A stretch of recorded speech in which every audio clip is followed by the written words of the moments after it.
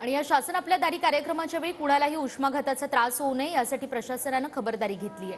ठाणे जिल्हा रुग्णालयात 100 बेडची व्यवस्था करून ठेवण्यात आली आहे। याचाच आढावा आमच्या प्रतिनिधी गणेश थोरात यांनी घेतलाय, तेही आपण पाहूयात। बदलत्या तापमानाबरोबर शासन आपल्या दारी या ठिकाणी कोणालाही अनुचित प्रकार घडू नये, या उष्माघाताचा फटका बसू नये, कशा प्रकारची टीम आपली कारवाई करण्याचं किती खाटा या ठिकाणी ठेवण्यात। इनफॅक्ट मी तुम्हाला सुरुवातीपासून जिथून आपण लोकांना पिकअप करतोय त्या बसेसमध्ये ज्या ज्या गावातनं बस येतात, जवळपास एक 1200-1300 बसेस एक्सपेक्टेड आहेत, कार वगैरे वेगळे आहेत। तर ज्या ज्या गावातनं आपण बसेसमध्ये लोक येणार तिकडे आपली मेडिकलची टीम आहे सगळ्या बसेसमध्ये, त्याच्यात तिथे चेकअप केलं जातं आणि प्रत्येक बसेसमध्ये पाण्याची बॉटल, बिस्लरी पाण्याची बॉटल आणि एक ORSचं पॉकेट आणि नाश्त्याची व्यवस्था केली आहे। आणि प्रत्येक बूथला आपण जिथे जवळचे जेवढे हॉस्पिटल त्यांना ते असाईन केले आहेत आणि जिथे काही इमर्जन्सी आली तर ती इमर्जन्सीच्या ठिकाणी पेशंटला त्या बूथवरचा पेशंट त्या ठिकाणी माणूस किंवा रुग्ण जो काही असेल तो त्या ठिकाणी जाईल।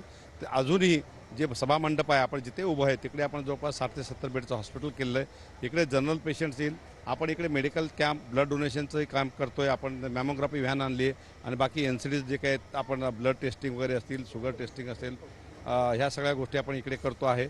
ते पूर्ण KDMCची पूर्ण टीम आहे, ठाणा सिव्हिलची आपल्या जिल्ह्याचे जेवढे तेवढे टीम आहे, 6 महानगरपालिकेचे मेडिकल ऑफिसर, डॉक्टर्स, नर्सेस सगळ्यांना आपण बोललो आहेत आणि एकच होप करतो याच्यासाठी की इथे कोणाला काही त्रास होऊ नये आणि कुठलाही अनटॉवर्ड इन्सिडेंट्स होऊ नये। कॅमेरा नागनाथसह गणेश थोरात, टीव्ही मराठी, कल्याण।